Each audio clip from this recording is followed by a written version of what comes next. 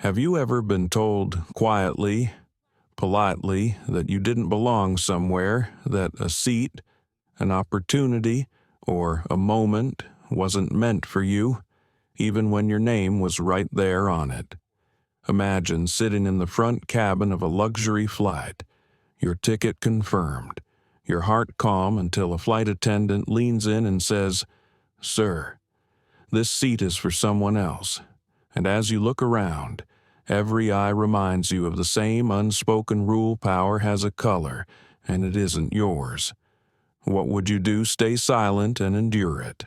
Or stand up and risk everything you've built? That's exactly where Malcolm Pierce found himself, a black CEO stripped of dignity, 30,000 feet in the air. But what happened next changed not just a flight, but an entire industry. This isn't just a story about power, it's about choice, grace, and the quiet courage it takes to turn humiliation into justice. So, before we begin, take a breath. Imagine you were the one in that seat.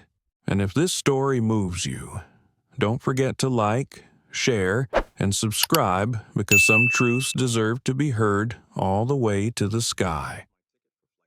The morning air at Denver International carried that clean, metallic chill only winter can bring.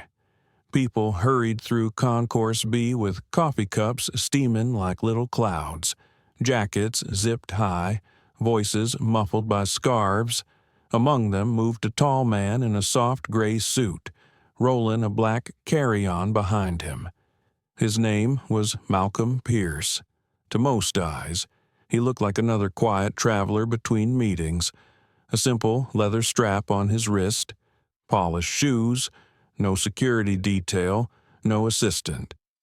But in less than 3 hours, he was scheduled to sign papers that would make him the majority owner of Eagle Airlines, a company worth billions. He reached gate C-17 20 minutes before boarding. The monitor glowed Flight 273 to New York, JFK, on time. Malcolm stepped aside, checked a message from his operations chief, Leon Carter, and smiled faintly. Everything was ready.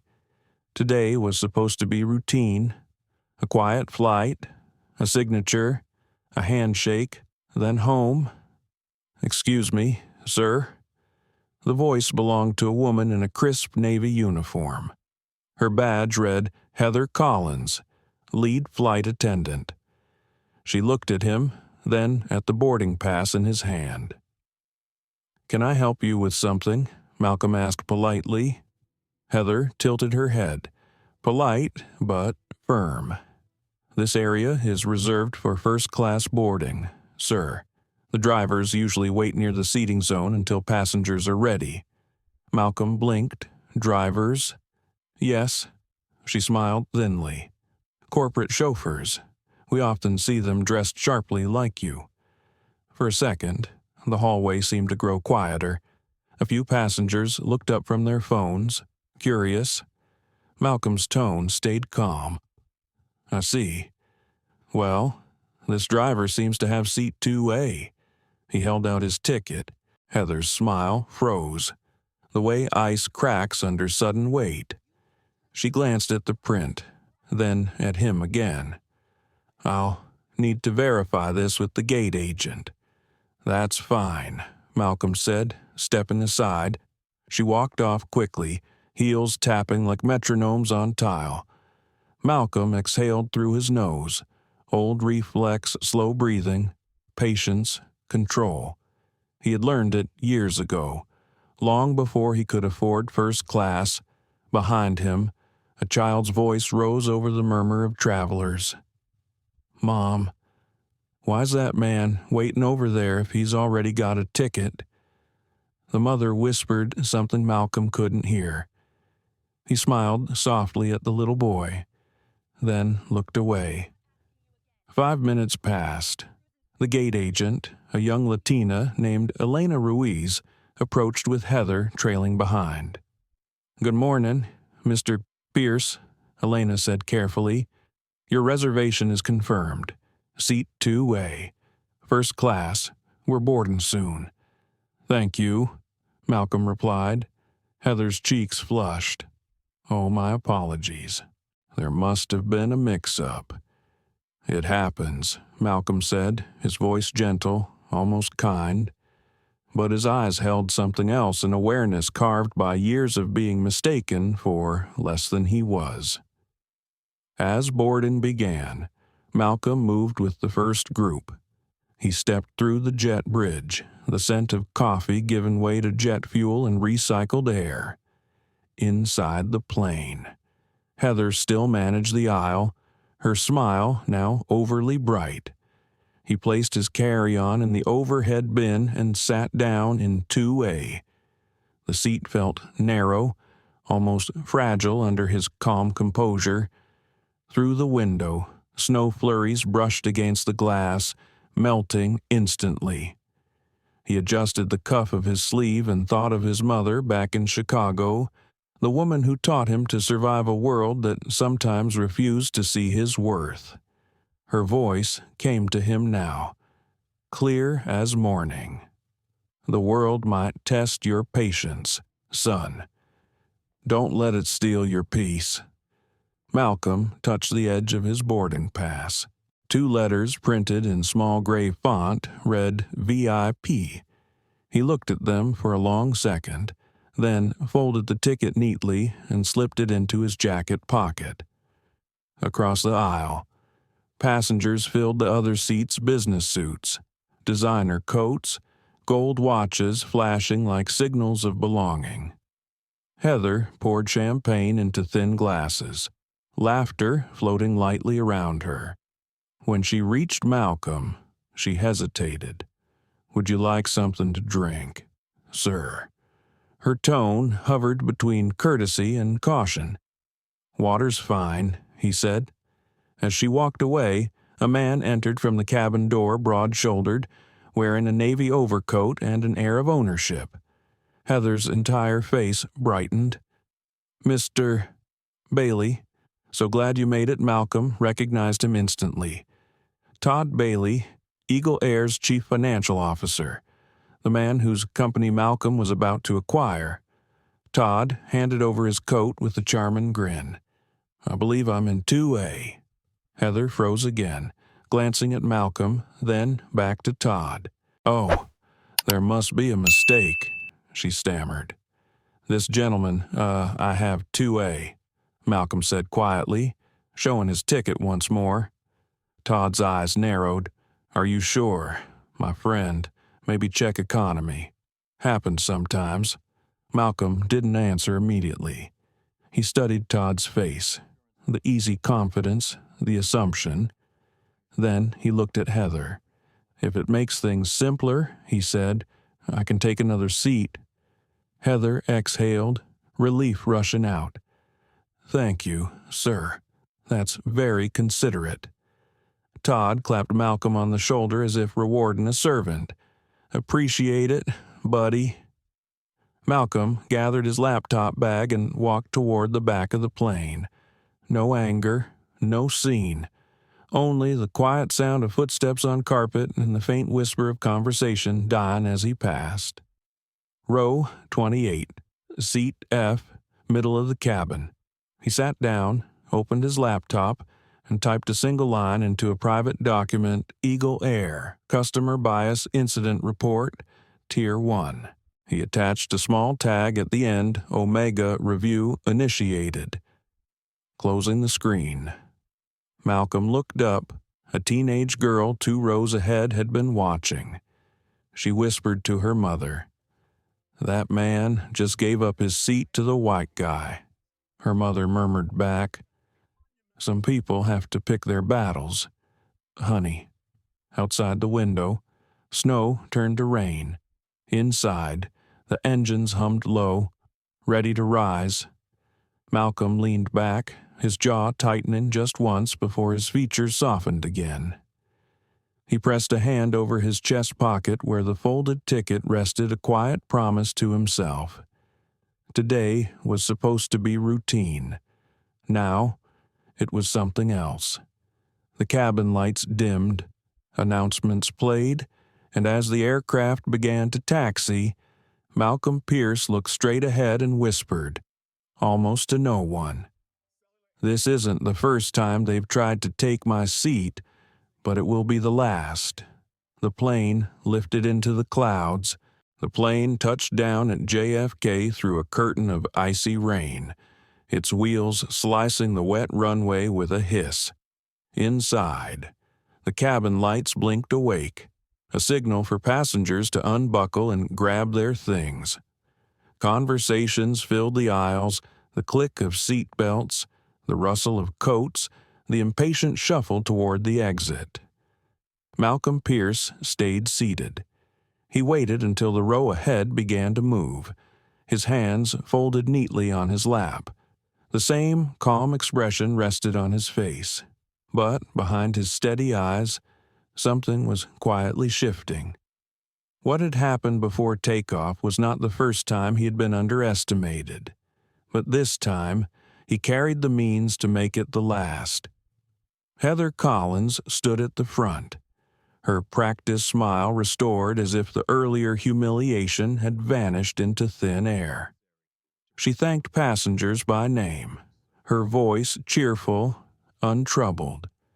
When her gaze flicked toward Malcolm in row 28, she quickly looked away, greeting the next traveler with exaggerated warmth. "Have a wonderful day." "Mr.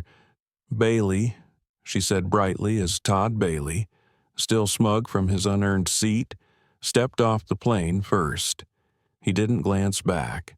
He had already forgotten the man whose place he'd taken.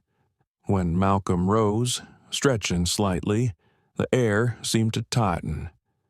A uniformed officer waited by the exit, talking to Heather in a low voice. She pointed subtly in Malcolm's direction. "Sir," the officer said as Malcolm approached, "I'll need you to step aside for a brief check. Random procedure." "Random," Malcolm repeated, his tone polite but dry. "Of course." He followed the officer a few steps into the jet bridge.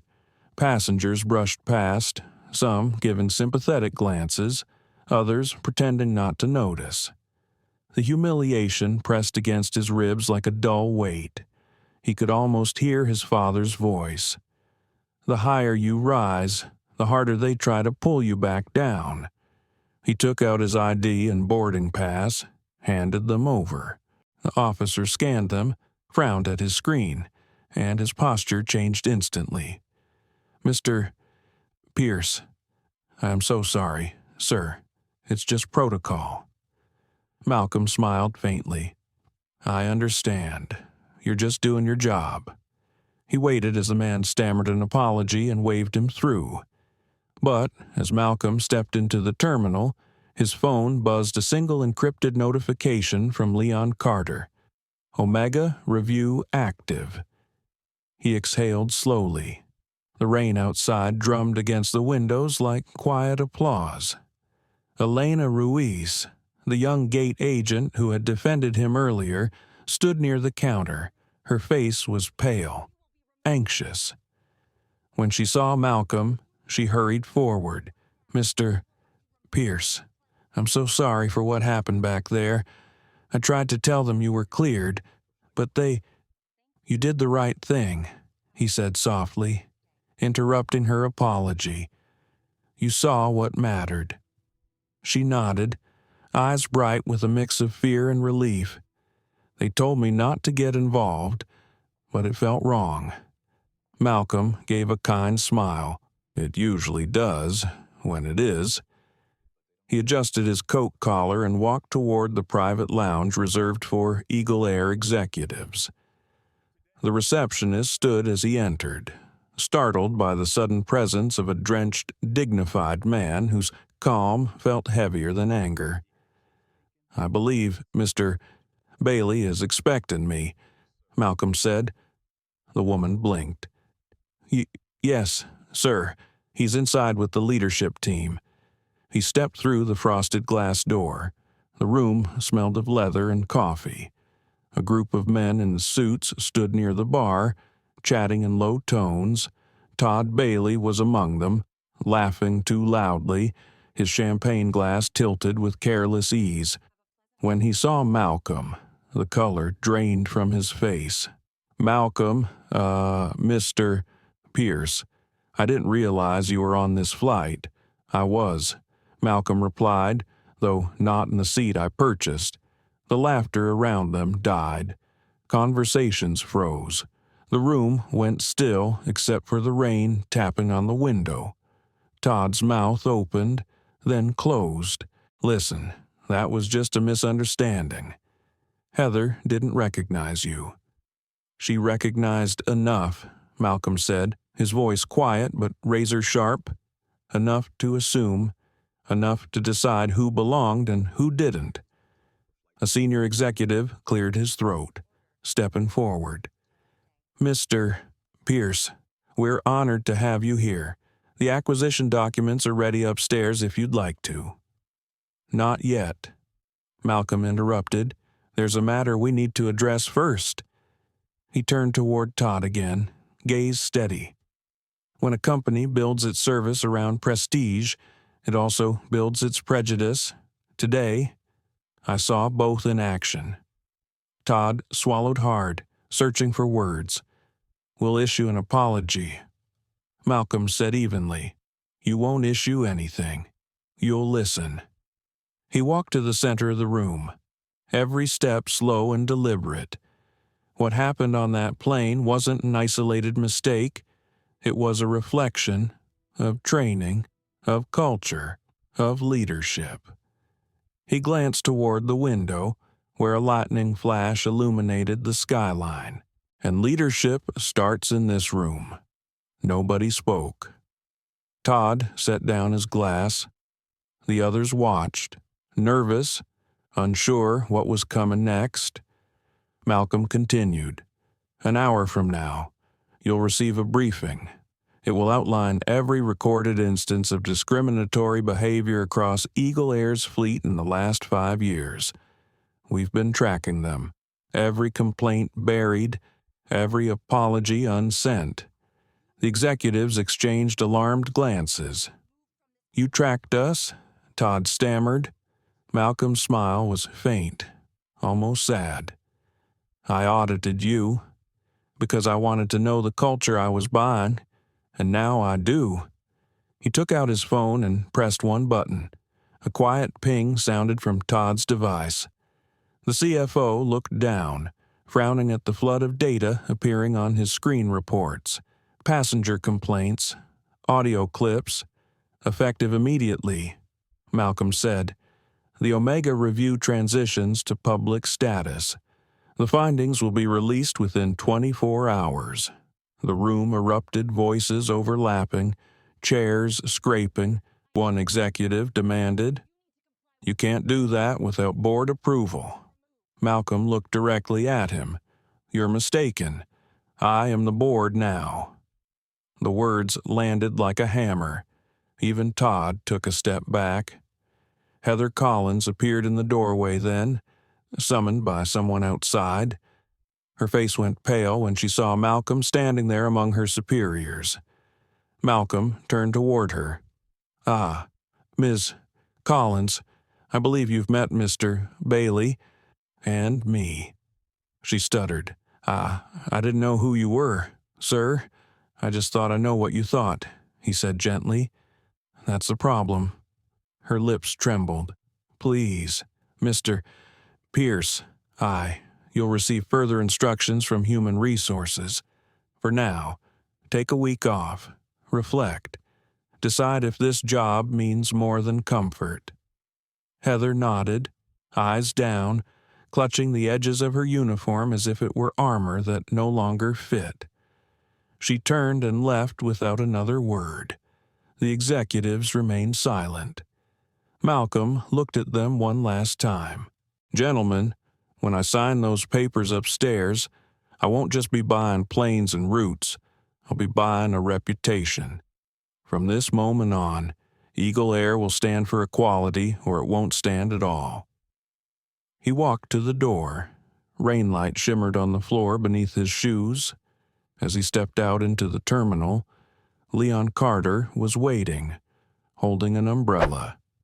Everything's set, Leon said. Security feeds archived. PR team is on standby.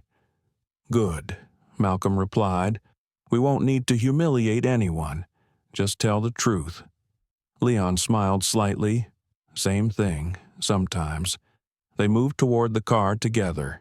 Outside, thunder rolled across the gray sky, echoing off the glass. The storm felt almost personal, loud, relentless, cleansing. Inside the car, Malcolm loosened his tie.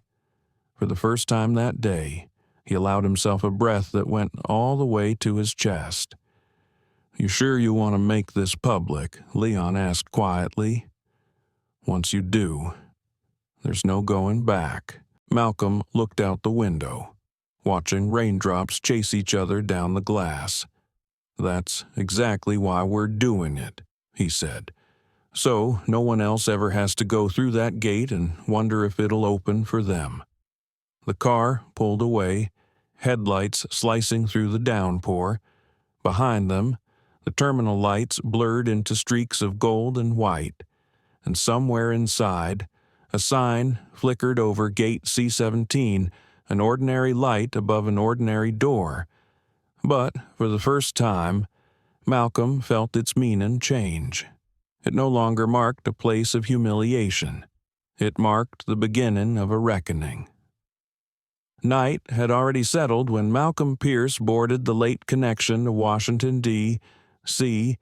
The rain in New York had slowed to a mist, soft and persistent, like the city itself was still thinking about what had happened that morning. Inside the cabin of Flight 914, everything looked deceptively ordinary. The hum of the engines, the soft music from overhead speakers, the rhythm of people storing their bags. But for Malcolm, the air felt charged like a wire humming beneath calm water. He sat by the window in seat 4A, first class again, not because he cared for comfort, but because he refused to let anyone decide where he belonged. Leon Carter had already taken a seat a few rows behind, pretending to read a magazine. Their conversation before boarding had been brief. Are we sure the review files are safe? Leon had asked quietly. They're already mirrored in 3 secure servers. Malcolm answered. Even if they try to bury this, it won't disappear again. Now. As the plane taxied down the runway, Malcolm closed his eyes. He could still see Heather Collins's pale face, her trembling hands. He didn't hate her. Hate was too simple. What he felt was heavier, deeper, a mix of sorrow and determination. A belief that punishment alone couldn't fix what blindness had built. Across the aisle, a young woman caught his attention. She wore a worn blue hoodie, a laptop balanced on her knees, and typed with fierce focus. She noticed him watching and smiled politely. You look like someone who's thinking 10 moves ahead. He smiled back. Maybe I'm just thinking how far 10 moves can really go. She chuckled. Philosopher or businessman? Both, he said, depending on who's asking. Lydia Chen, she said, extending a hand. Freelance journalist, covering the travel industry. Her words sparked a quiet alarm. Journalists were rarely coincidences, but something about her curiosity seemed genuine. She leaned slightly closer. Everyone's talking about that flight from Denver. Some guy got mistaken for a chauffeur. You must have heard.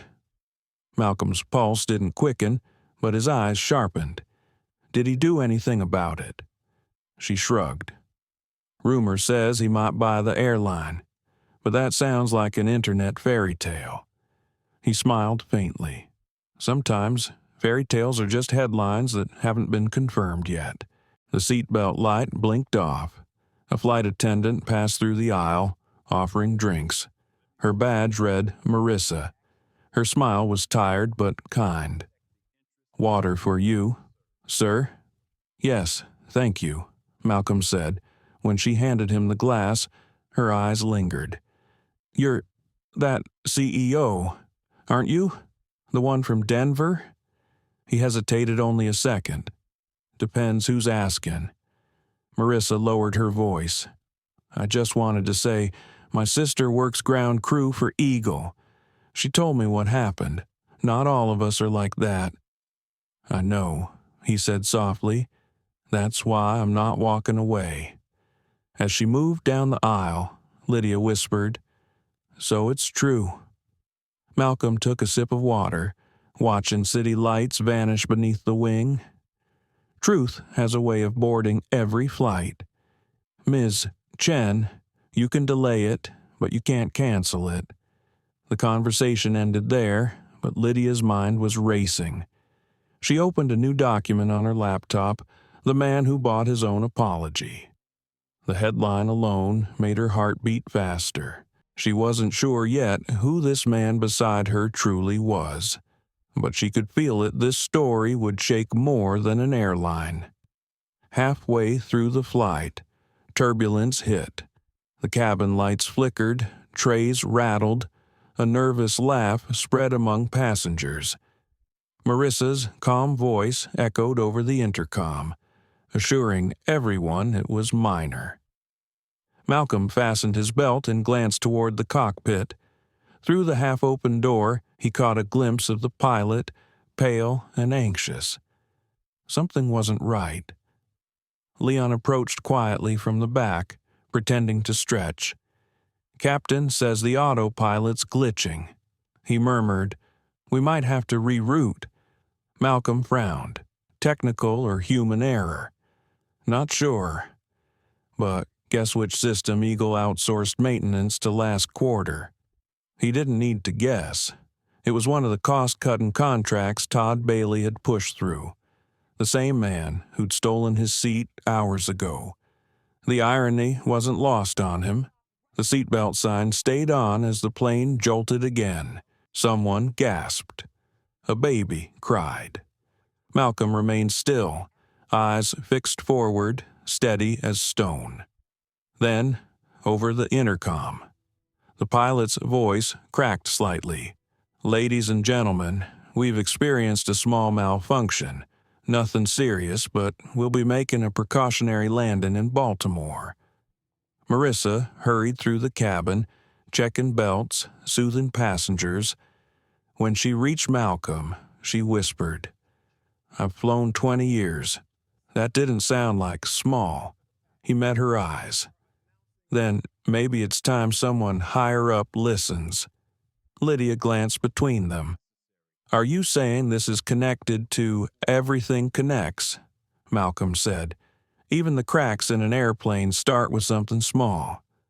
The descent was rough.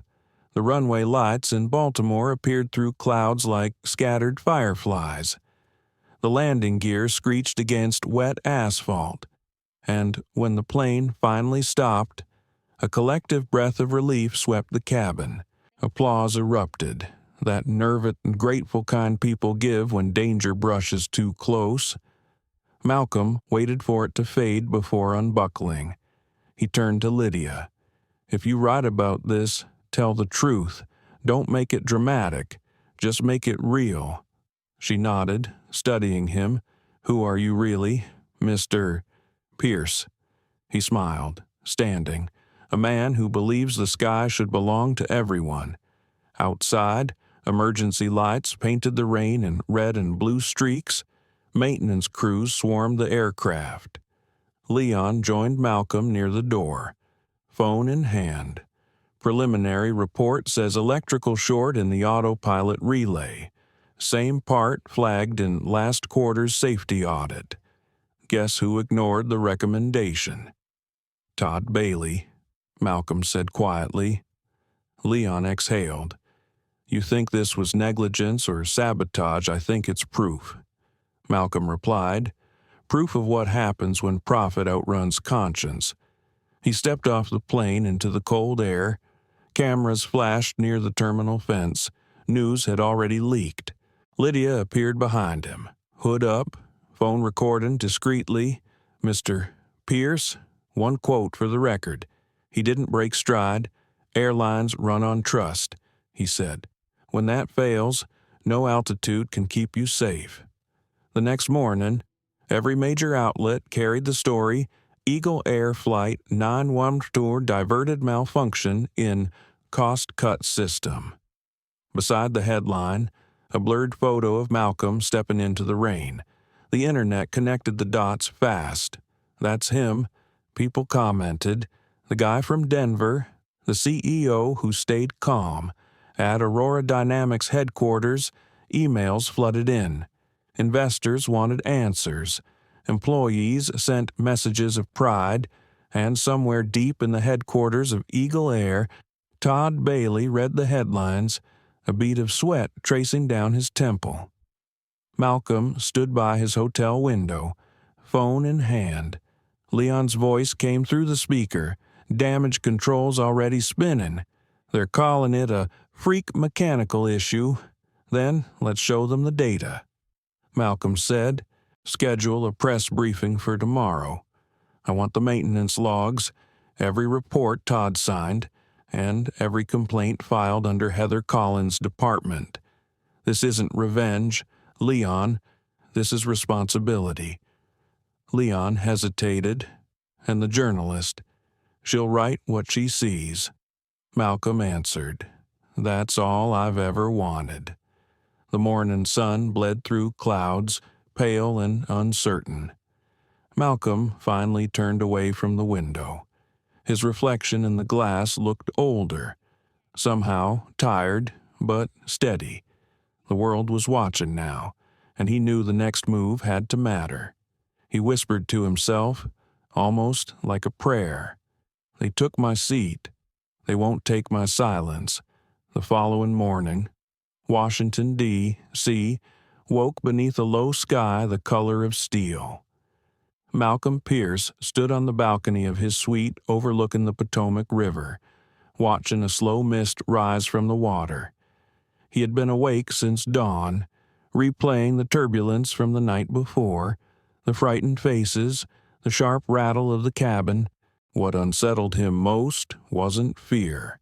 It was the realization that carelessness had nearly killed dozens of people, all because someone treated safety like a spreadsheet. Inside the room, Leon Carter poured coffee into 2 cups, his tie already knotted, sleeves rolled. Press wants a statement in 1 hour, he said. Every outlet from CNN to Morning Ledger is calling. Malcolm turned from the window. Let them call. I won't give them noise. I'll give them proof. He moved to the table where folders lay open in neat rows, each one stamped with Eagle Air's internal reports, ignored maintenance warnings, cost-saving memos, safety audits signed and dismissed by Todd Bailey himself. It wasn't vengeance Malcolm wanted. It was accountability. Leon placed one of the reports in front of him. Here's the one from last quarter. They knew about the autopilot relay failure before Denver. Todd overrode the recommendation to replace it. Too expensive, he said. Malcolm read the line silently. Issue acknowledged. Non-critical. His jaw tightened. Non-critical until someone dies. He murmured. The doorbell rang. A staff member entered with a breakfast tray and a single envelope marked confidential. Malcolm took it, broke the seal, and scanned the contents. It was a personal message from Eagle Air's current CEO, Thomas Green. Mr. Pierce, let us meet privately before your press conference. We can resolve this internally and protect both brands. No need for a public spectacle. Malcolm handed the letter to Leon. They still think this is about image. Leon nodded. They're scared. They should be. An hour later, Malcolm arrived at Eagle Air headquarters, a glass tower that glittered despite the gray weather. Reporters clustered near the entrance, microphones like a forest of steel stems. Lydia Chen was among them, her hood pulled low, notebook clutched in gloved hands. When she spotted Malcolm, she raised her voice above the crowd. "Mr. Pierce, do you believe Eagle Air knowingly endangered passengers?" He paused, eyes meeting hers. "Belief is optional," he said. "Evidence isn't." Security ushered him through the revolving doors into the marble lobby. Todd Bailey was waiting there, pale, his usual arrogance cracked around the edges. "Malcolm, we need to talk," he said quickly. Before you make this worse for everyone." Malcolm didn't slow his stride. "The only thing worse than the truth, Todd, is hiding it." They rode the elevator in silence, the mirrored walls reflecting two very different men. Todd fidgeted, clutching his phone, while Malcolm stood still, posture steady, eyes calm. When the doors opened to the top floor, Thomas Green was waiting with a forced smile. "Malcolm, good to see you," Green said, gesturing toward the conference room. "Let's be adults about this. Inside." The room buzzed with nervous energy executives, lawyers, PR heads, all speaking in low, urgent tones. A digital screen displayed the words "Crisis Response Protocol." Green motioned for Malcolm to sit. "We admit mistakes were made," he began. "But a public accusation of discrimination and negligence will destroy trust in air travel. Let's manage this together." Malcolm leaned back, folding his hands. "Trust was already destroyed. You just didn't notice from up here." Todd tried again. "Look, I know I made a call that turned out wrong, but grounding the company won't fix bias or budgets. We can start training, release a statement, maybe suspend a few supervisors." "Stop," Malcolm said, quiet but firm. "You still think this is about damage control? It's not. It's about dignity." He reached into his briefcase and placed a single flash drive on the table. "Every file on this device will go public in 2 hours unless Eagle Air agrees to full disclosure, independent oversight, and a complete cultural audit. No spin, no silence." A murmur rippled through the room. Green's jaw twitched. "That's blackmail." "It's leadership," Malcolm replied. "The kind you've forgotten." The clock on the wall ticked loudly. Outside, thunder rolled across the river. After a long silence, Green spoke, his voice strained. "If we agree, what then you take over?" Malcolm met his gaze. "No, I take responsibility, and you take a lesson." The meeting ended without handshakes. As Malcolm stepped back into the hallway, Lydia appeared again, escorted by security but persistent. "Mr. Pierce," she said, breathless. "I've been told there's an emergency board vote scheduled tonight. Are you replacing the entire executive team?" Malcolm adjusted his coat. "They built a system that rewarded blindness. Maybe it's time someone turned on the lights."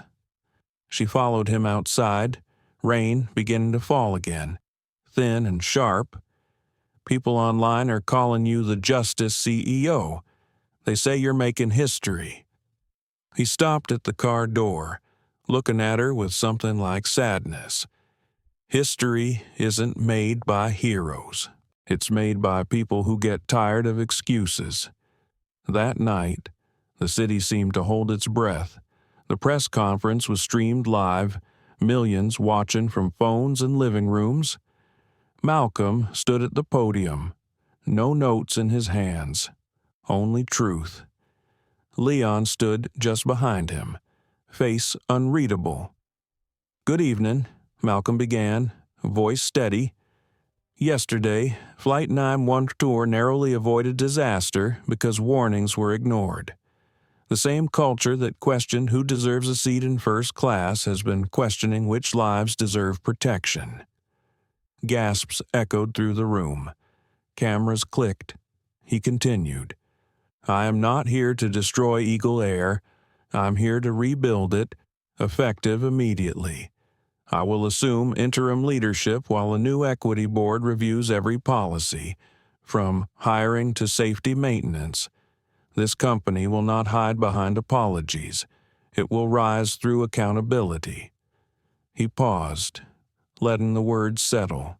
"And to those who've ever been told they don't belong this seat, this sky, this world they do," applause broke like thunder.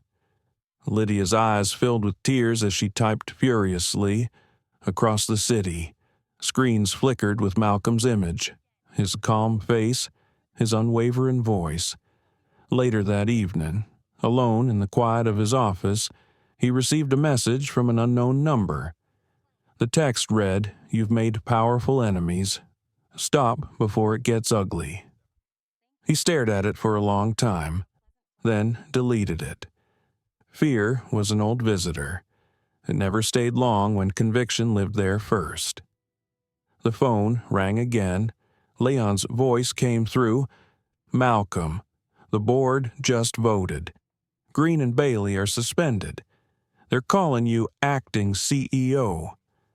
Malcolm sighed, half relief, half burden. "Then the real work starts now."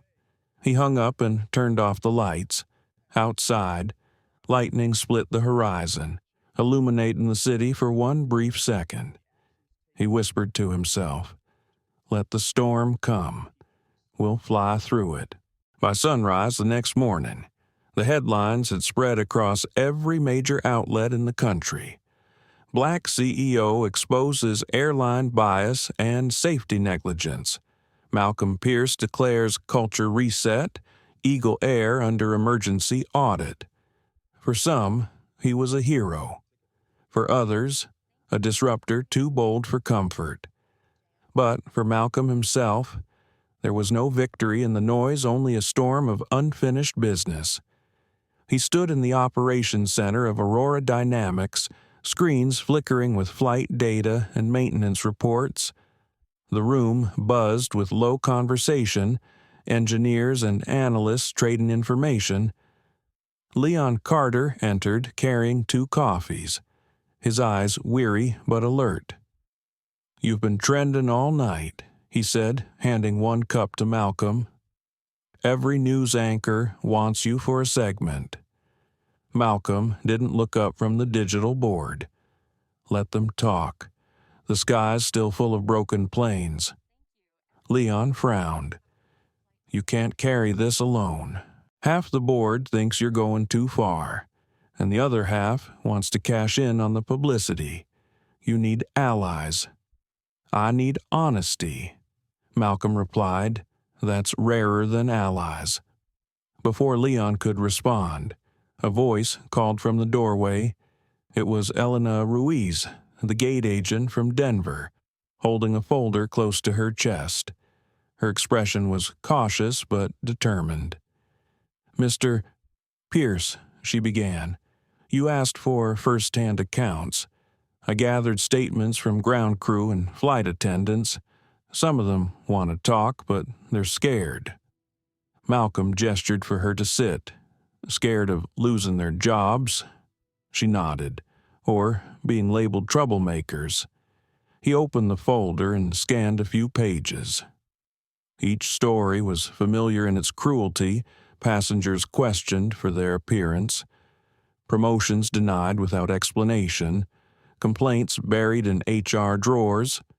The details varied, but the wound was the same. "These aren't isolated," Malcolm said quietly. "They're systemic. We'll need whistleblower protection for everyone who comes forward." Leon leaned over his shoulder. "If you shield them, you'll make enemies at every level of management." Malcolm closed the folder. "Then we'll build new management." Elena hesitated before speaking again. "Sir, there's something else. One of the engineers on Flight 914, he said the faulty part wasn't just neglected. He thinks someone tampered with it." Leon stiffened. "Sabotage." Elena nodded. He wouldn't put it in writing, but he's willing to meet off record. Malcolm exchanged a look with Leon. Set it up tonight, quietly. That evening, they met the engineer in a small diner outside the city. The man introduced himself as Caleb Morris, his hands trembling slightly around his coffee cup. "I shouldn't even be here," he said, glancing around. "They track everything." Malcolm leaned forward, voice steady. "Tell us what you saw." Caleb swallowed hard. 2 days before the flight, I flagged a data inconsistency in the autopilot relay. The diagnostic file vanished from the server the next morning. Someone deleted it from inside headquarters. When I asked Todd Bailey's office for clarification, I was told to stop chasing ghosts. Leon scribbled notes, eyes narrowing. "And you're sure it was internal positive?" Caleb said. "Only senior administrators have that access." Malcolm's expression darkened. Then this wasn't incompetence, it was concealment. The engineer hesitated again. "There's more. A technician overheard someone saying the Denver incident had to disappear before the acquisition. That was the phrase, 'make it disappear.'" For a moment, no one spoke. The clatter of dishes filled the silence. Malcolm sat back, his mind calculating. They tried to bury the bias scandal and nearly buried passengers with it. He slid a business card across the table. "You'll get legal protection. Caleb. But from now on, don't talk to anyone else. We'll contact you." After the man left, Leon exhaled sharply. "This is bigger than corporate arrogance. This is criminal." Malcolm nodded slowly.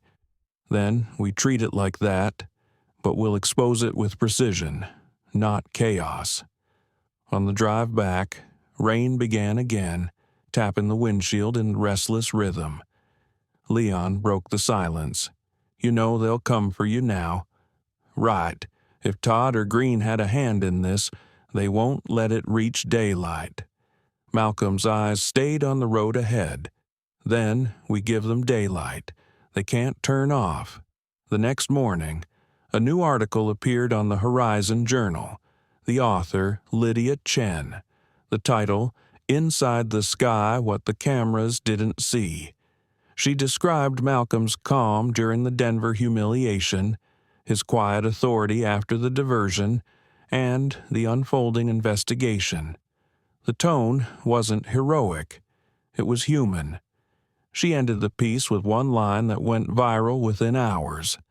"Some storms aren't meant to destroy you. Some are meant to reveal who was never strong enough to stand in the rain."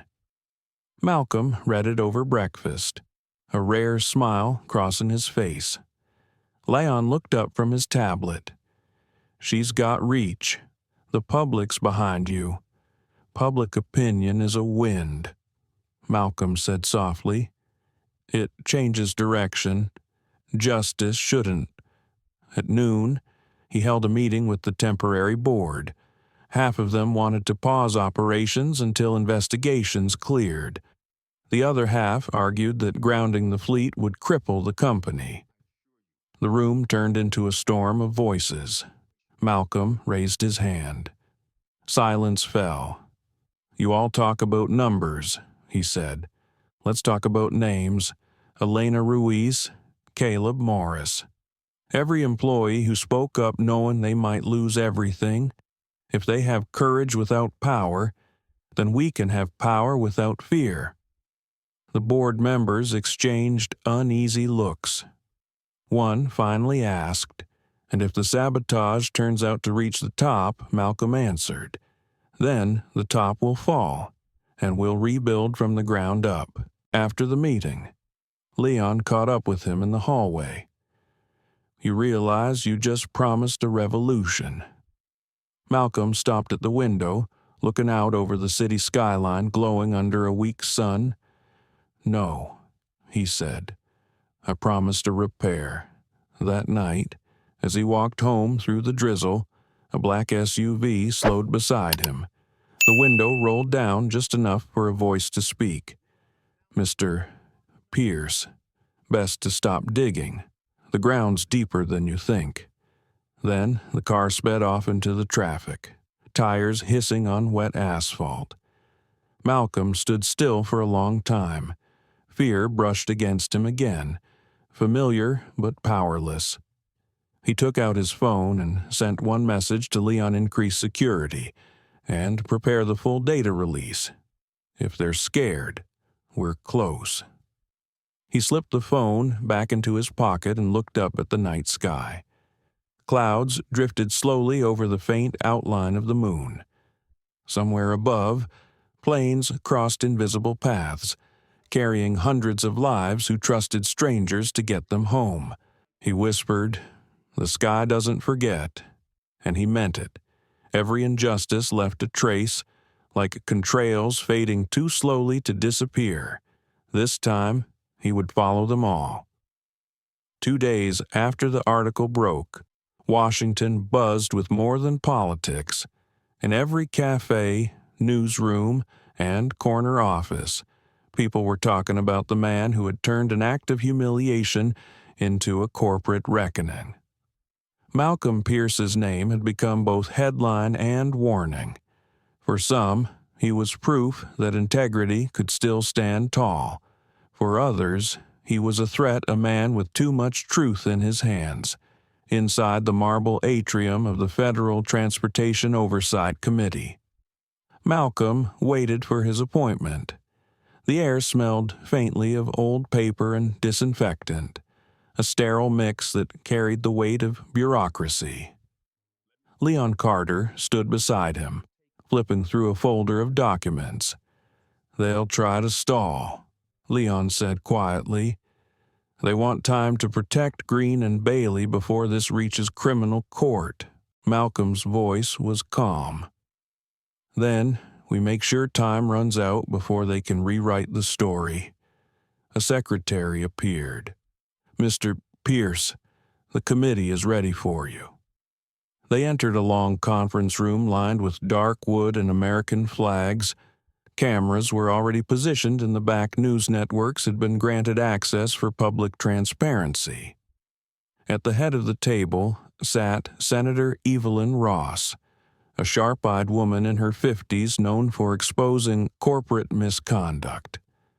"Mr. Pierce," she greeted, standing to shake his hand.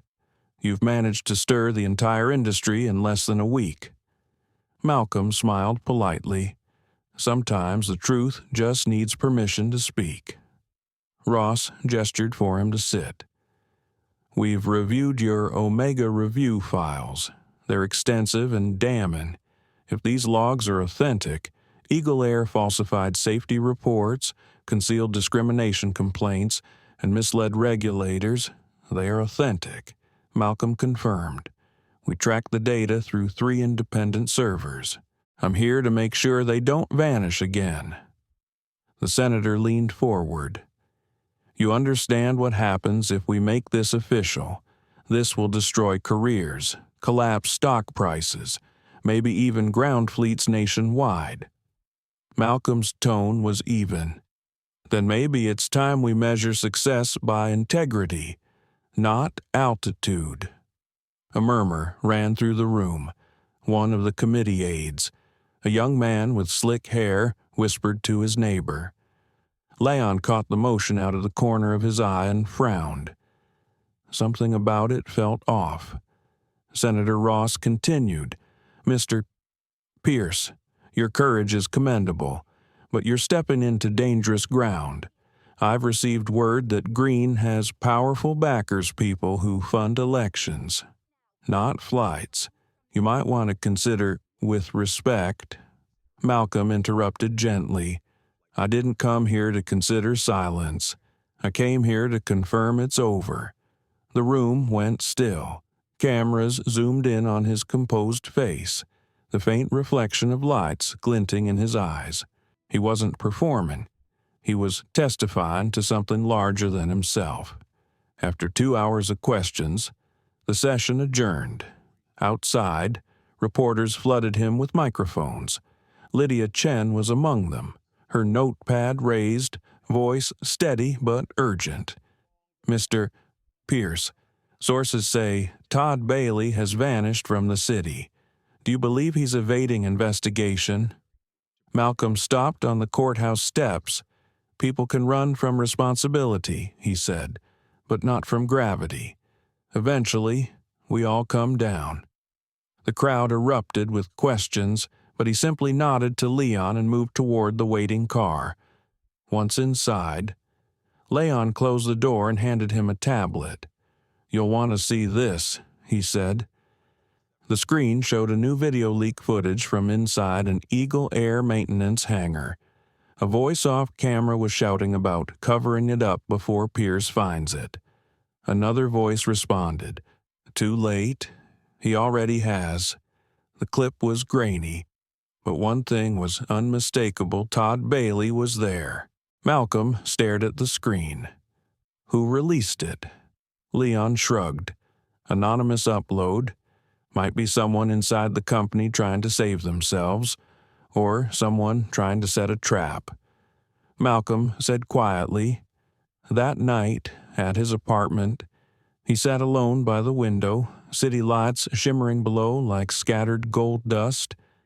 The phone buzzed again, an unknown number. He let it ring twice before answering. "Mr. Pierce," a familiar voice said, smooth but cold. It was Thomas Green. "You're playing with fire. The board wants this settled quietly. Walk away now, and you'll still have your company. Keep going, and you'll lose everything." Malcolm didn't raise his voice. "I already lost something. Thomas, the illusion that silence keeps anyone safe." There was a pause. "You don't understand how deep this goes. I understand enough to know you're afraid," Malcolm said, "and that's progress." The line went dead. Moments later, a knock sounded at the door. He checked the peephole. It was Lydia Chen, soaked from rain, clutching her recorder. "I'm sorry to come uninvited," she said, breathless, "but you need to see this." He let her in. She played an audio file on her phone. Todd Bailey's voice, panicked, arguing with someone. "You promised protection. Green Pierce was supposed to be contained, not crowned." Then the sound of a scuffle, followed by static. "Where did you get this?" Malcolm asked. "It was sent to me anonymously. Same source as the video." Lydia said, "But there's something else. The metadata traces back to Aurora Dynamics servers." Leon arrived moments later, summoned by a short text. When he heard, he frowned deeply. "Someone's framing us. If that file came from our system, they're planting evidence to make it look like you're manipulating the leak." Malcolm rubbed his temples. "They're trying to turn truth into noise." Lydia's voice softened. "You could stop. You know, you've already changed the conversation. People are inspired. You don't have to keep walking into the fire." He looked at her, his expression calm but unyielding. "If I stop here, the system learns nothing. They'll patch the scandal and fly on like nothing happened. Change without consequence is decoration, not reform." The next morning, Malcolm walked into Eagle Air headquarters for the first time as acting CEO. The employees watched him with a mixture of awe and uncertainty. Cameras followed his every step. In the lobby hung a massive painting of a golden eagle soaring over clouds, a symbol of freedom now tainted by hypocrisy. He stopped beneath it, looking up. "Let's make this bird honest again," he whispered. Inside the executive boardroom, he met the new interim team. Elena Ruiz was among them, newly appointed as Director of Ethics and Passenger Relations. Her eyes widened as she saw him. "I never imagined I'd sit at this table," she said softly. "Neither did I," Malcolm replied. That's why we're exactly the right people to do it. He outlined the new policy anonymous reporting lines, real-time oversight, equity-linked promotions. For every biased action recorded, an immediate suspension would follow pending review. The room was silent when he finished. "Effective today," he said. "We're building a company that doesn't just fly higher, it flies fair." That evening, as the office emptied, Malcolm stood alone in the dim light of the boardroom. The city skyline reflected in the glass behind him, shimmering like a promise. His phone buzzed one last time, a text with no sender name, only 4 words: "They're coming for you." He stared at it for a long moment, then turned off the phone. The reflection in the glass showed his face. Steady, resolute. The war for truth was far from over, but he had already learned something essential. Courage doesn't roar, it endures. Night fell heavy over Washington, painting the skyline in streaks of amber and shadow. From the top floor of Eagle Air Headquarters, Malcolm Pierce watched the city through glass walls that reflected his own weary silhouette. The building was quiet now. Most had gone home, but he stayed. Responsibility never clocked out, not when the truth was still unfinished. He pressed his palms against the cold window, his reflection staring back like a stranger.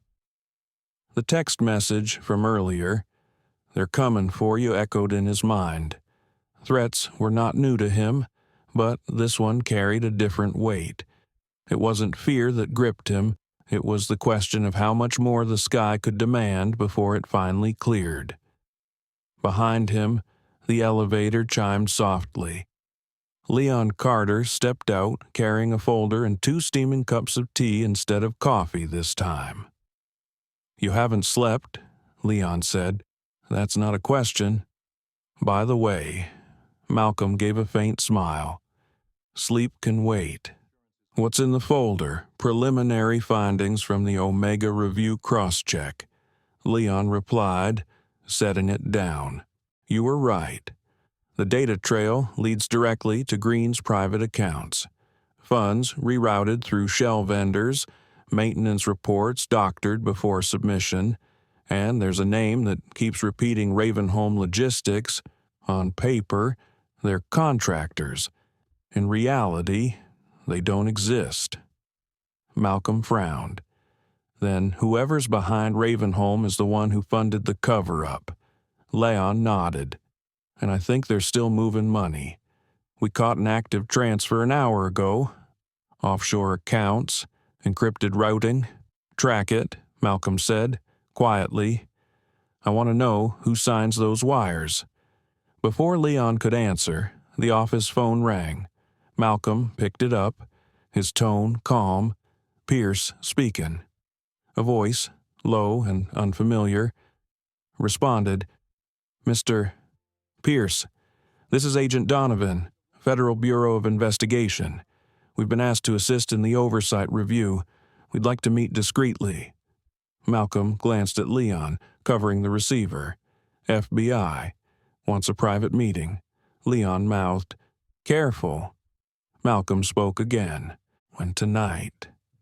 "There's a coffee house on Vermont Avenue. 1 hour." He hung up, eyes narrowing. "They're moving fast." Leon frowned. "Or they're not who they say they are." An hour later, the coffee house buzzed with the soft murmur of late-night patrons. Malcolm entered wearing a dark coat and cap, blending in easily. A man sat alone in the corner, trench coat folded neatly beside him. "Agent Donovan," the man said, extending a hand. Malcolm shook it lightly, studying his face. Mid-40s, clean cut, but his eyes carried the detached sharpness of someone used to secrets. "I've reviewed your Omega Review," Donovan began. "You've uncovered something bigger than airline misconduct. Ravenholm isn't just a contractor, it's a laundering front used by multiple carriers. we've been watching them for months, but your public exposure forced our hand, so the investigation's already in motion." Malcolm asked. Was Donovan corrected. "Until it got too close to people who write our budgets. We were told to stand down." Malcolm's voice was even. "And you're telling me this because I think you're the only one stubborn enough to finish it." They talked for 20 minutes, trading details like chess pieces on a board neither could fully see. When Donovan left, he slipped a small drive across the table. "Everything we couldn't file officially. Be careful, Pierce. Truth has a short half-life in this city." Malcolm pocketed it and stepped out into the cold. The streetlights buzzed faintly, and somewhere in the distance a siren wailed, fading into the hum of traffic. He exhaled, the breath fogging in front of him. The air tasted like rain again. The next morning, Leon reviewed the drive with cybersecurity analysts. As data streamed across the monitors, patterns emerged. Ravenholm had ties not only to Eagle Air, but to half a dozen other companies. Hidden in the network was a name Leon hadn't expected: Thomas Green, listed as a silent partner in a venture called Vantage Horizons, LLC. Leon's voice was tight. He built a second company to funnel contracts back into Eagle Air. Double profits, no accountability. He didn't just ignore bias, he monetized it. Malcolm nodded slowly. Every injustice earns interest when no one pays attention. Elena Ruiz entered then, holding a printed email. "Sir, this just came through internal servers. Anonymous sender. It says, 'Don't trust everyone inside your circle.'" Leon looked up sharply. "Someone's inside the system." Malcolm took the paper, reading the single sentence twice. "Let them listen," he said softly. "Maybe they'll learn something." Later that afternoon, he called a company-wide meeting. Employees gathered in the main hangar, the same space where aircraft had once been built, polished, and launched without question. The air smelled faintly of fuel and steel, a reminder of how easily progress could corrode when ethics failed. Malcolm stepped onto the small stage. "When I took this position," he began, "I promised transparency. That wasn't a slogan. It was a contract with every one of you." The crowd listened, some nodding, others cautious. "We uncovered negligence," he continued. "But now we've uncovered greed. The kind that hides behind paperwork and smiles. The kind that signs contracts with one hand and erases responsibility with the other. That ends today." He held up the drive Donovan had given him. "These files reveal how corruption bought silence, how lives were traded for margins. We'll release them publicly within 48 hours, no exceptions." A murmur spread through the crowd. Elena's heart raced. Leon's jaw tightened. Malcolm didn't flinch. "If this costs us profit, so be it. Because if fairness has a price, we'll pay it." When the meeting ended, he walked back to his office to find Lydia waiting, recorder in hand. "You're really going to do it?" she asked. "Yes," he said, "and not because I want to destroy them, because I want to show what rebuilding looks like." Her eyes softened. "You know this could end your career." Malcolm smiled faintly. If your career can't survive telling the truth, it wasn't worth keeping. As evening fell, a storm began to brew outside, thunder rolling low across the city. Leon stayed late, monitoring network traffic for any breach attempts. "Someone's trying to hack our server," he said suddenly. "Multiple IPs, masked under Ravenholm's old architecture." Malcolm leaned over his shoulder. "They're trying to wipe the files, not if we move them first." Leon's fingers flew across the keyboard. I'm routing a copy to the Federal Archive. They'll need a court order to touch it now. Rain pounded against the windows as lightning flared. The office lights flickered once, twice, then went dark. For a heartbeat, everything was silent except for the steady hum of backup power. Malcolm's voice broke the quiet. They're desperate. That means we're close. The storm outside intensified. Rain, hammering glass like applause and warning all at once. Somewhere far below, the city pulsed with life and indifference, unaware that inside one building, the balance between corruption and reform teetered on a fragile edge. Malcolm stood by the window again, the reflection of lightning flashing across his face. His voice was barely above a whisper. The higher you fly, the clearer the storms look from above, but you still have to land. And he knew before the sky cleared, it would demand a price. By dawn, the storm had passed, leaving the city washed and glistening under a pale sky. The streets outside Eagle Air's headquarters still carried puddles that mirrored fragments of light like reflections of the choices people leave behind. Malcolm Pierce walked into the building with quiet purpose, coat collar turned up, briefcase in hand. He hadn't slept. He didn't need to. There was something sharper than rest in him now, a sense of inevitability.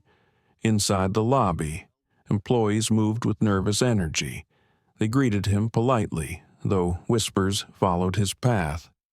Rumors had spread overnight: a major file leak, federal subpoenas, Green's offshore accounts frozen. The air buzzed with equal parts fear and anticipation. Change had stopped being abstract, it had become real. Leon Carter met him by the elevators, his face drawn but focused. "We traced the attack on the servers," he said quietly. "It came from an internal access point. Someone inside your circle." Malcolm didn't look surprised. "Then they've shown us where to look." They rode the elevator in silence. The doors opened to the executive floor where the morning press conference was scheduled. The corridor smelled faintly of ozone from last night's storm and fresh ink from printed statements. Lydia Chen waited near the door, holding her recorder, eyes sharp beneath her calm. "Morning, Mr. Pierce," she greeted. "People are already calling this the trial of the sky. You realize the next hour might define everything." He gave a small smile. "That's the beauty of truth. It doesn't need perfect timing, just the courage to arrive." As the press assembled, the conference room filled with flashes of cameras and murmurs of reporters. Screens behind Malcolm displayed flight footage, financial charts, internal memos. The files were ready for release. Leon took his place beside him, nodding once in reassurance. Malcolm began. "Today isn't about revenge," he said, voice carrying easily across the room. "It's about accountability. We've uncovered an operation that profited from silence contracts funneled through fake vendors, safety reports erased, bias rewarded instead of corrected. It stops here." He paused, letting the words sink in. "I once believed that discrimination was only about faces and names, but it hides deeper inside budgets, inside boardrooms, inside every system that pretends fairness can be postponed. We can't fix what we won't face." Reporters scribbled notes. Cameras clicked like the ticking of a clock counting down history. Malcolm turned to Leon. "Launch the release." Leon pressed a button on the console. A notification appeared on the main screen: "Data transfer complete." Within seconds, every journalist in the room received the full Omega Review archive. The evidence was now public, but just as the applause began, a second message appeared, red letters flashing across the monitors. Confidential file deletion detected. The screens glitched. Lines of code scrambled. Gasps erupted from the crowd. Leon's voice cut through the chaos. Someone's purging the servers again. They're inside the network right now. Malcolm's composure didn't break. Trace the source. Working on it. Leon's fingers flew over his laptop. They're rerouting through multiple VPNs. But wait. His eyes widened. It's coming from within this building. Security guards rushed toward the server room. The tension was electric, the kind of silence that crackles before lightning. Lydia recorded everything, her heart pounding. She whispered into her mic. Lev from Eagle Air headquarters minutes after the data drop. An internal breach is underway. Then came the shout from security. We've got her. The room turned as they dragged in a woman, one of the IT analysts from Malcolm's own staff. Her ID badge read Rachel Lynn. She looked pale, trembling, but defiant. You don't understand, she cried. I wasn't deleting it. I was protecting it. Leon stepped forward, protecting it from who Rachel's voice cracked, from them, Green's people. They've been inside the system since last night. They're using my credentials to cover their tracks.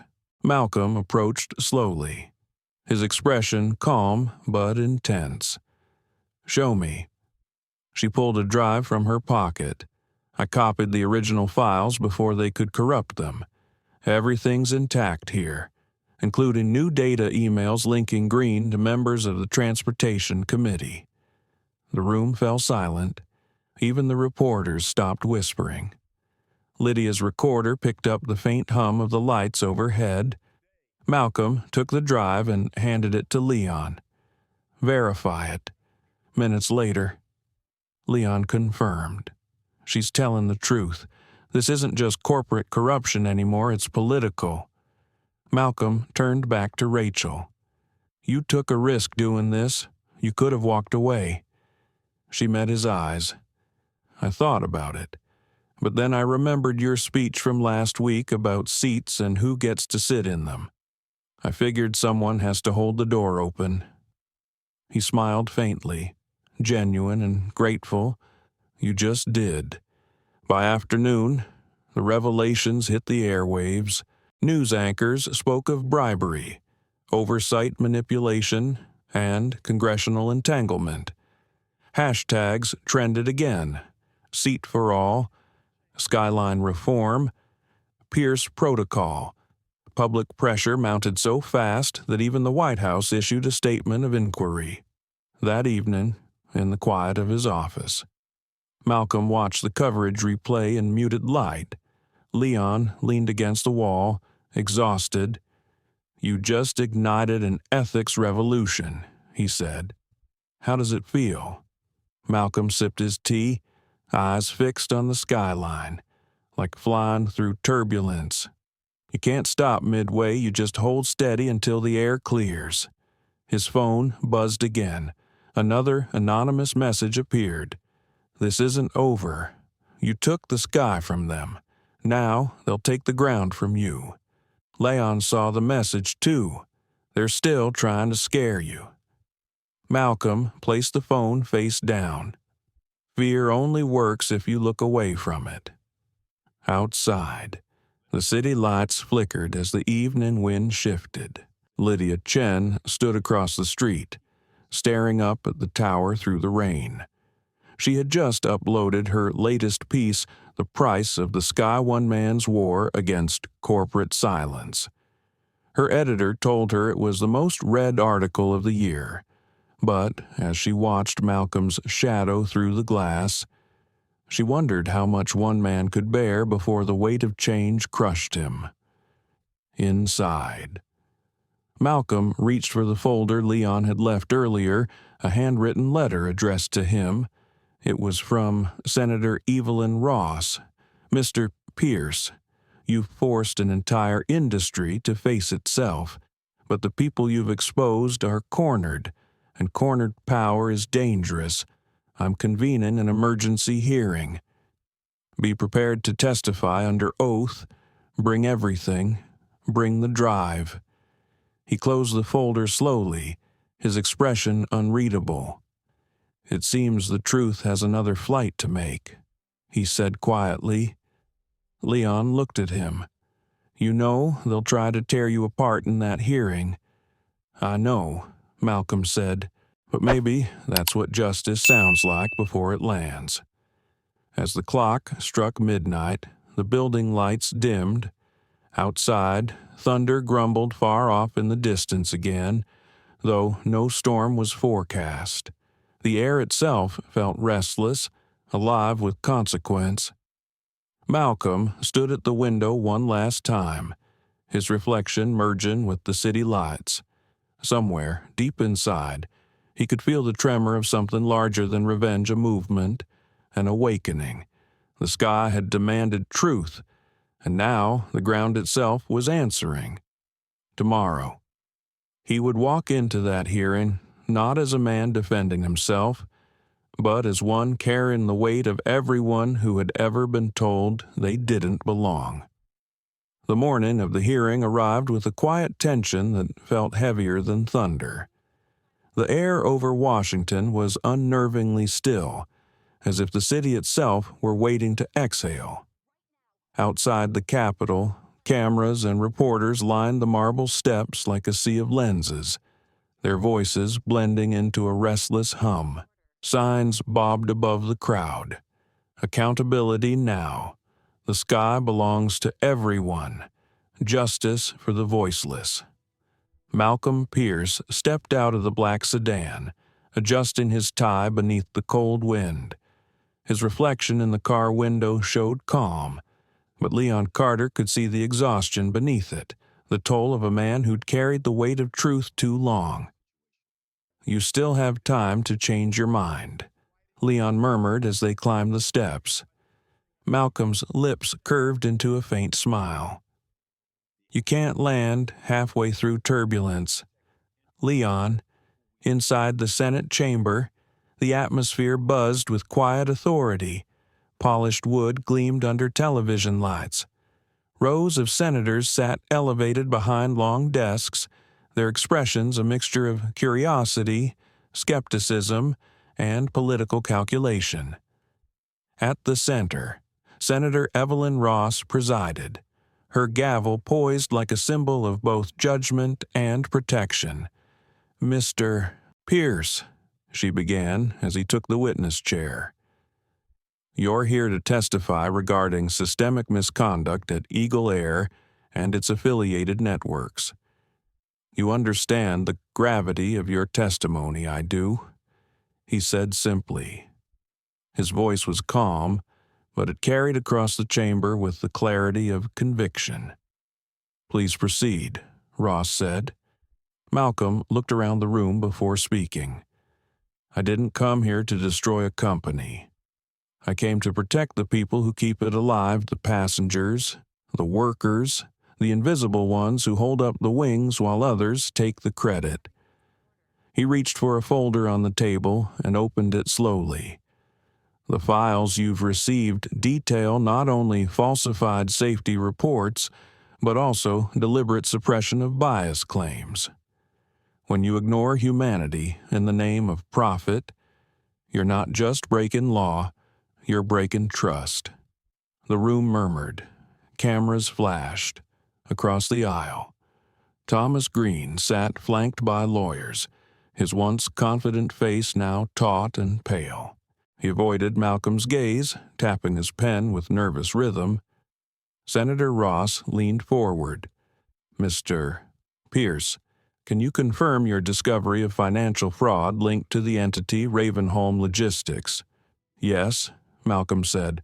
"Ravenholm was a shell network, laundering operational funds and paying off regulatory officials to bury investigations. It connected back to multiple accounts under Green's authorization." A hush fell. Ross turned to Green. "Mr.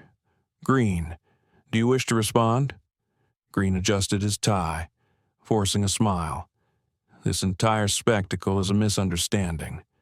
Mr. Pierce has orchestrated a media stunt. The documents he provided could easily have been altered. His company, Aurora Dynamics, stands to gain billions from Eagle Air's fall. Gasps rippled through the gallery. Cameras swung toward Malcolm. He didn't flinch. "You're mistaken," he said. "Truth doesn't need a profit margin." Green smirked. "Then, why did we find anonymous payments from Aurora-linked accounts to whistleblowers within Eagle Air? Looks like someone bought loyalty." Senator Ross's brow furrowed. "Mr. Pierce, can you explain that?" Leon stood from the side table. "Madam Chair, those payments were verified legal grants through the Integrity Protection Fund. They were disclosed in full. Nothing was hidden." Malcolm added quietly, "When people risk their lives to tell the truth, I believe they deserve protection, not punishment." Green's jaw tightened. He leaned toward his lawyer, whispering sharply. Moments later, a man entered through a side door carrying a small black case. Green stood. "Madam Chair, with your permission, we have additional evidence to submit." Ross nodded. "Proceed." The lawyer opened the case and connected a drive to the Senate's display monitor. The screen flickered. An image appeared showing what looked like encrypted messages between Malcolm and Agent Donovan. The texts implied secret coordination with the FBI, including phrases like "release only when Ross is ready" and "control the narrative." The room erupted in noise. Senators exchanged startled glances. Ross pounded her gavel. "Order." Green smiled thinly. "Looks like Mr. Pierce wasn't the selfless reformer he claimed to be." Malcolm stared at the screen, unblinking. "Those messages are fabricated." Ross turned to him. "Can you prove that Leon was already at work on his laptop?" "Give me a minute." Green folded his arms. "Take your time. I'm sure the truth will land eventually." The minutes dragged heavy as Leon's fingers flew across the keyboard. Lydia Chen, watching from the press gallery, could feel her pulse in her throat. She'd covered enough hearings to know how fast heroes could become headlines, and headlines could turn to ghosts. Finally, Leon looked up. "Madam Chair, those screenshots were taken from a fake domain using spoofed encryption keys. Metadata shows they were generated 48 hours ago by an IP address located in Nassau." Ross's eyes sharpened. "Nassau. That's one of Ravenholm's offshore nodes, isn't it?" "It is," Leon confirmed. Malcolm leaned forward. "You see, corruption doesn't just hide behind money. It hides behind noise. They can't refute the truth, so they try to drown it." The chamber filled again with murmurs, but now the tide had shifted. Ross turned to Green. "Mr. Green, given these findings, the committee will move to subpoena all accounts associated with you and your affiliates." Green's composure finally cracked. "This is a witch hunt. You think this man is a savior, he's an opportunist." Malcolm rose slowly, voice steady as a knife. "I'm no savior. I'm simply someone who refused to stay quiet while people like you decided who mattered." The applause that followed wasn't loud at first, just a few claps from the back rows, but it grew, echoing through the chamber like rain beginning to fall. Ross let it continue for a moment before striking her gavel again. "Order. This committee will reconvene tomorrow with full disclosure documents. We're not done." When the hearing adjourned, the hallway outside burst into chaos, reporters shouting questions, flashes blinding the air. Malcolm walked through it like through stormlight, his expression calm, almost peaceful. Lydia pushed through the crowd. "Mr. Pierce." You just turned the entire industry upside down. What happens now?" He paused, meeting her gaze. Now, the system has to decide whether it wants reform or reputation. Leon joined him at the car, shaking his head. "You realize you just humiliated one of the most powerful men in aviation." Malcolm closed the car door behind him. "I didn't humiliate him. He did that himself." As they drove away, the Capitol dome gleamed in the distance, white against the fading gold of sunset. The city lights flickered on one by one, like witnesses awakening. Inside the car, Leon glanced sideways. "Tomorrow will be worse," he said softly. Malcolm nodded. "Yes, but after tomorrow, maybe the sky will finally clear." That night, Lydia sat alone in her apartment, replaying the footage for her broadcast. When she reached the part where Malcolm said, "Truth doesn't need a profit margin," she stopped, rewound it, and listened again. The sentence wasn't loud, but it had the kind of quiet strength that made people believe. She realized then that this story wasn't about planes or politics.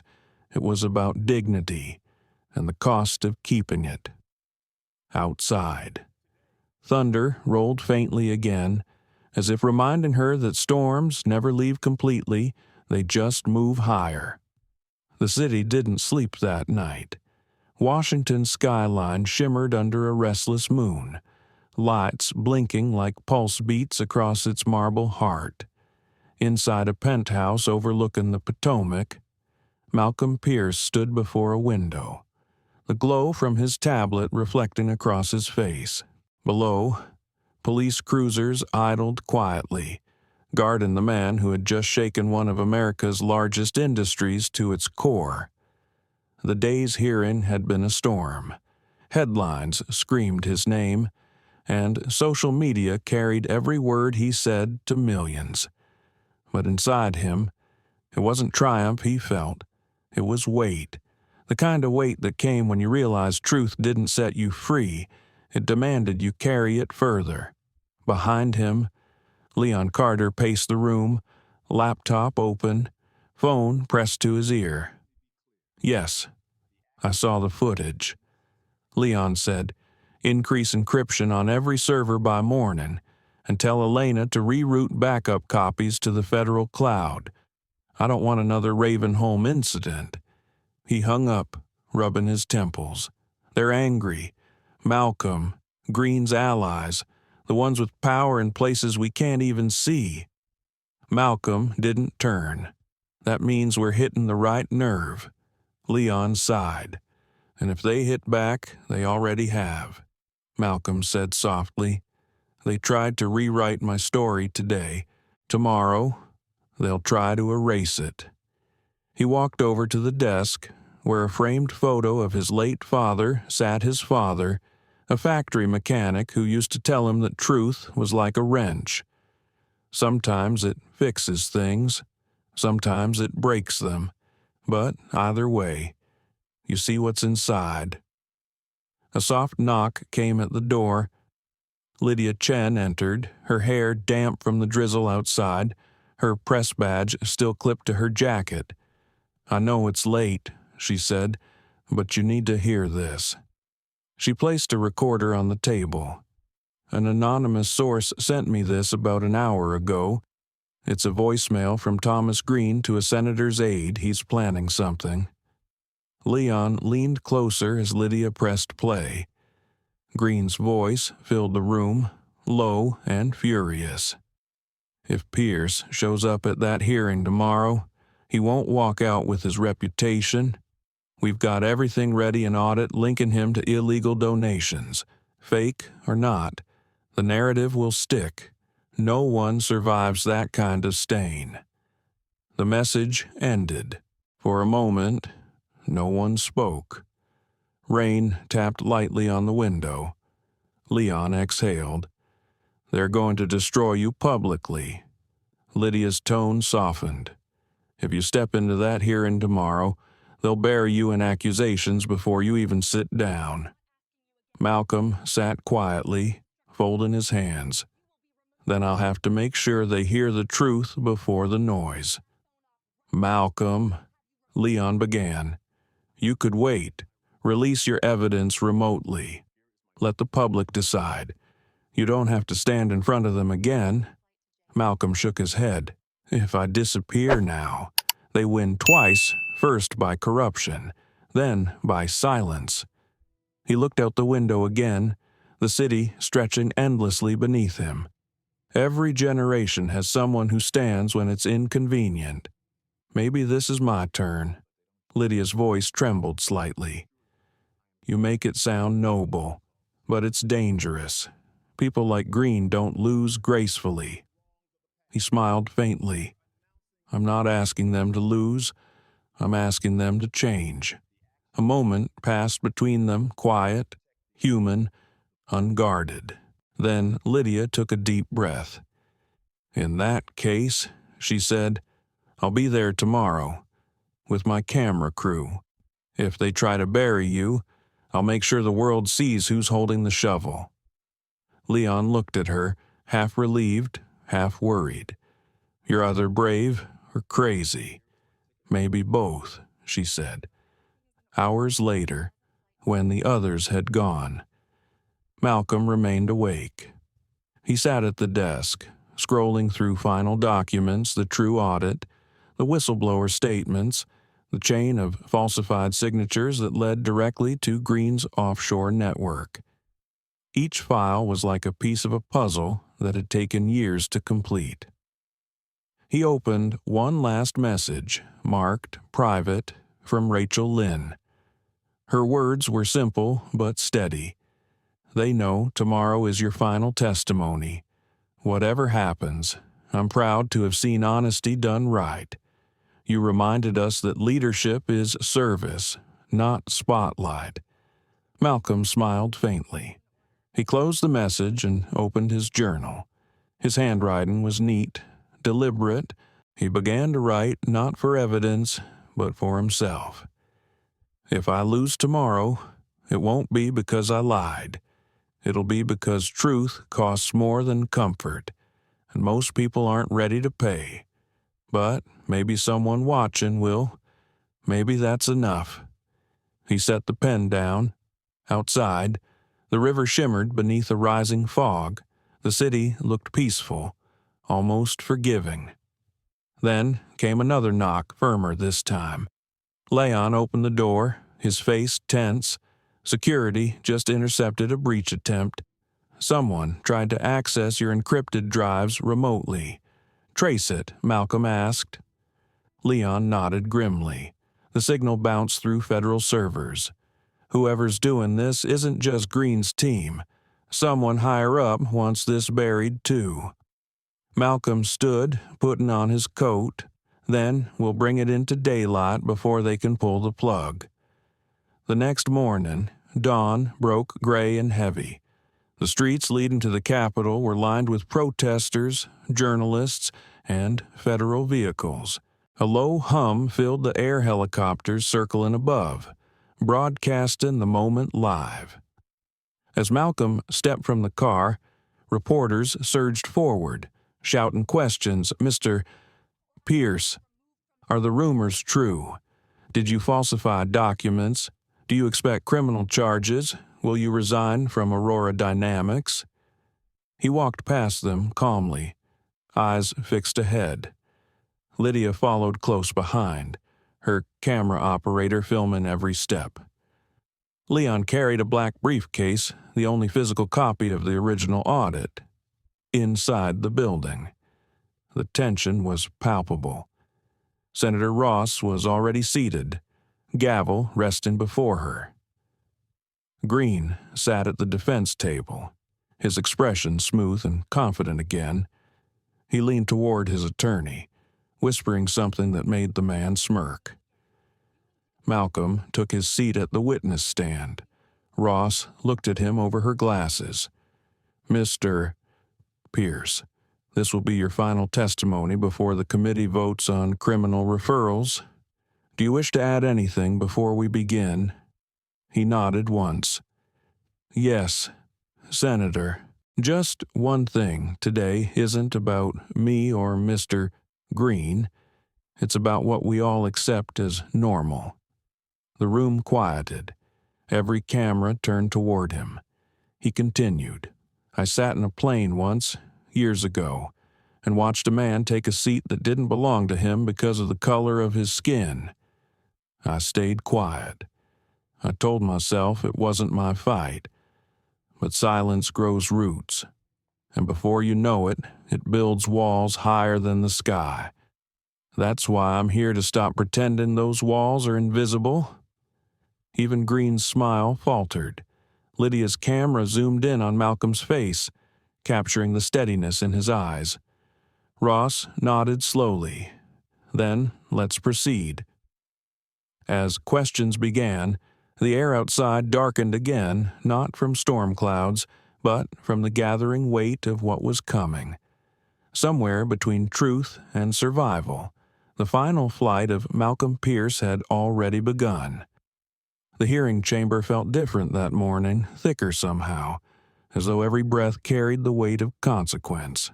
Cameras hummed quietly. The public gallery was packed. Reporters sat shoulder to shoulder, notebooks open, eyes sharp. Outside, crowds chanted Malcolm Pierce's name. Inside, he sat perfectly still, his hands folded, his eyes steady. Senator Ross tapped her gavel once. "This session is now in order. Mr. Pierce, please continue from where you left off yesterday." Malcolm nodded. "Yesterday, we spoke about how bias hides behind structure.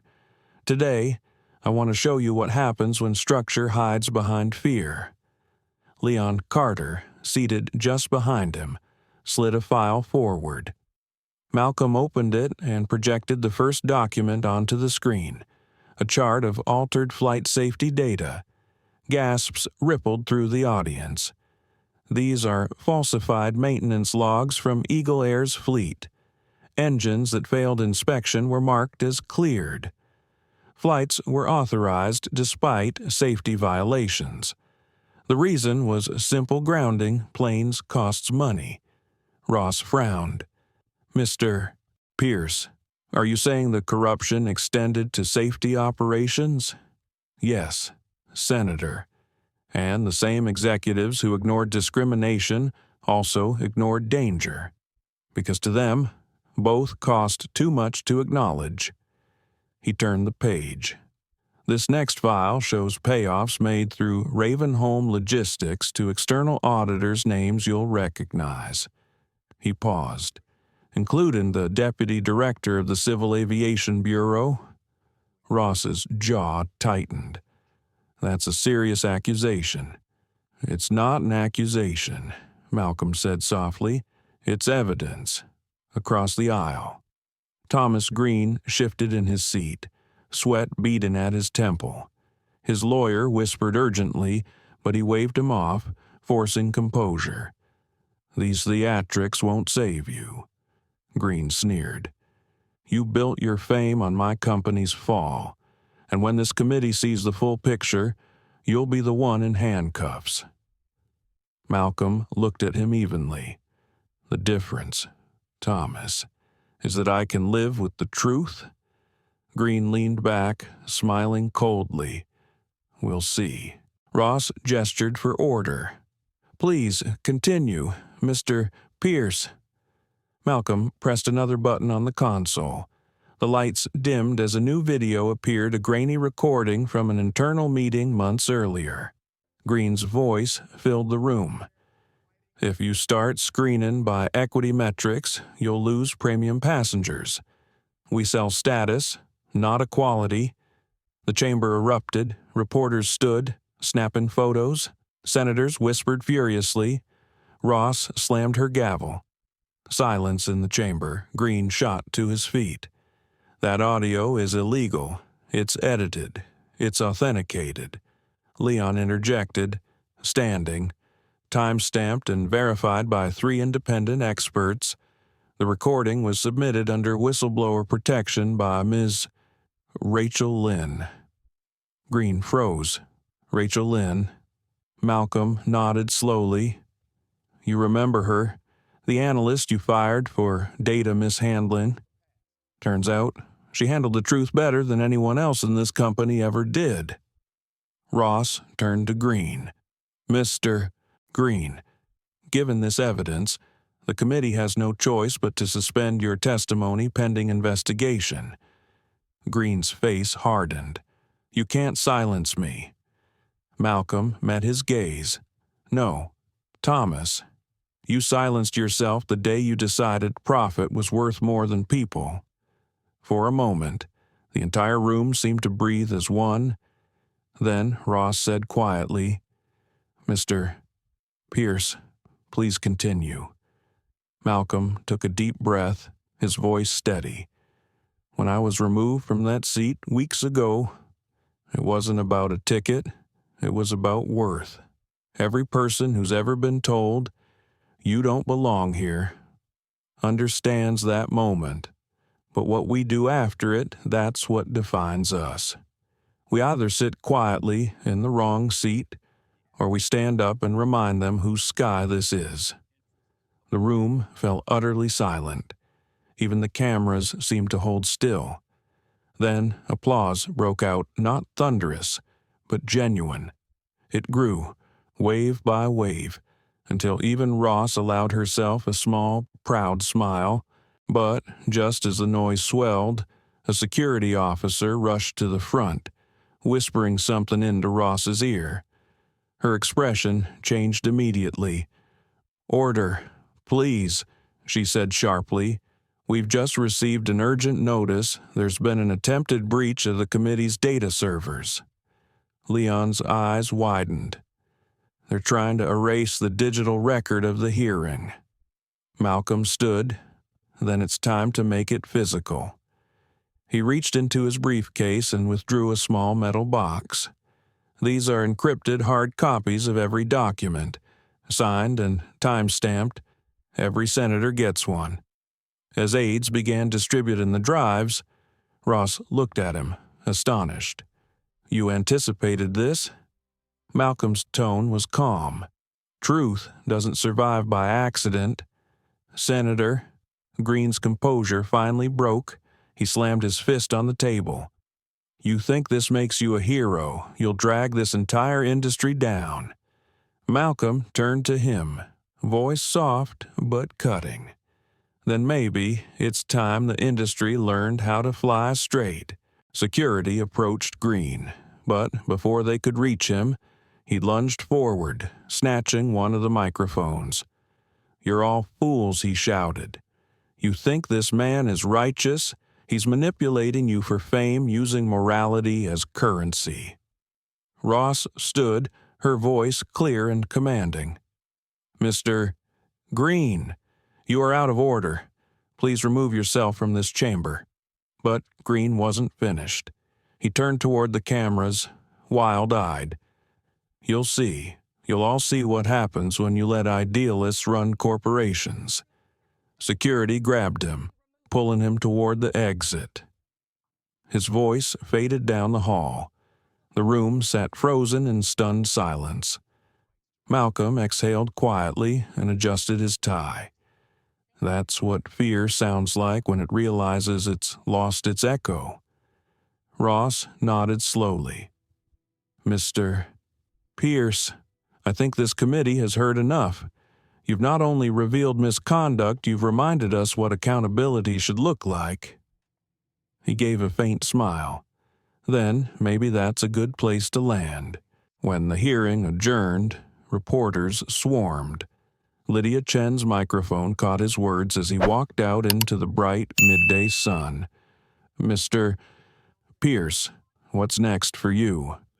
He paused on the steps, looking out over the sea of faces, cameras flashing like lightning across a calm sky. Next, he said quietly, we rebuild, and this time, we make sure the wings are wide enough for everyone. That clip would air on every major network by nightfall. Some called him a whistleblower, others called him a visionary, but for those who watched, his words felt like something simpler hope spoken aloud. Later that evening, as the sun dipped behind the city, Malcolm sat alone in his office. The building was quiet again. Leon entered softly, setting a cup of tea on the desk. "It's done," he said. "Green's been taken into custody. Ross announced a full reform panel. You did it." Malcolm looked out the window, the sky streaked with orange and gold. "No, Leon, we did it." Every voice that refused to stay small, Leon smiled. "You think it'll last?" Malcolm nodded. Truth always leaves a mark, even when people try to scrub it away. Outside, the first stars began to appear. For the first time in weeks, the city felt lighter, as though the air itself had been cleansed.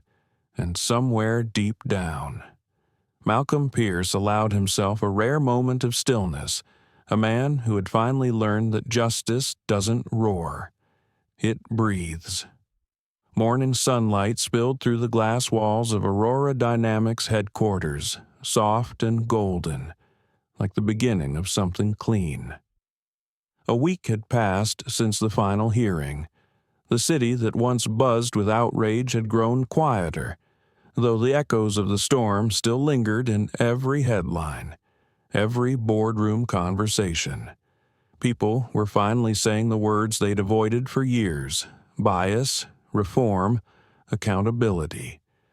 Malcolm Pierce walked through the lobby, his reflection moving beside him across polished marble. Employees paused as he passed, some nodding respectfully, others offering small, genuine smiles. For the first time since the scandal broke, the air didn't feel heavy. It felt awake. Leon Carter joined him near the elevator, holding 2 cups of coffee. "You've become a folk hero, you know," he said with a half-smile. "Hashtags, interviews, late-night shows, they're calling you the man who grounded corruption." Malcolm chuckled softly. "Then they're missing the point. Heroes finish stories. This one's just beginning." The elevator doors opened, revealing the upper floor his office, now stripped of luxury. Gone were the leather chairs and glass trophies. In their place were simple wooden desks, shared work tables, and an open wall of windows overlooking the Potomac. He'd ordered the change himself. Transparency. He'd told the renovation team, "Let people see the sky they're working for." Elena Ruiz was already there, reviewing reports. "Morning, Mr. Pierce," she said, her voice bright but grounded.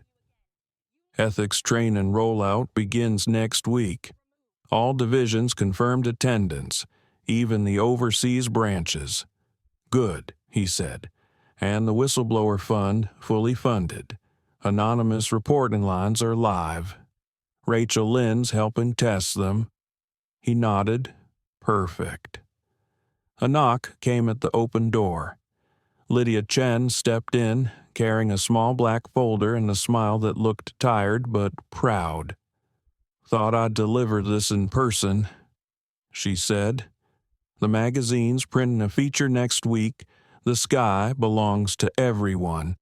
It's your story, but it's also theirs." Malcolm took the folder, flipping through photos of the hearing, the protests, the moment Green was escorted out in handcuffs.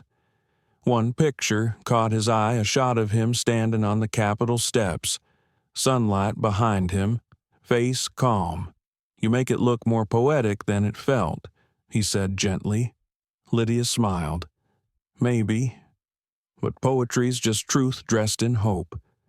Leon looked between them, amused. "You two, and your metaphors." Malcolm set the folder down. How's Green Lydia's expression sobered? Federal custody, facing multiple charges: fraud, bribery, obstruction. Word is, He's trying to negotiate a plea by turning over names of higher officials. The investigation's expanding fast. Good, Malcolm said. Maybe the sky remembers after all. Silence settled for a moment. Outside, clouds drifted lazily over the river.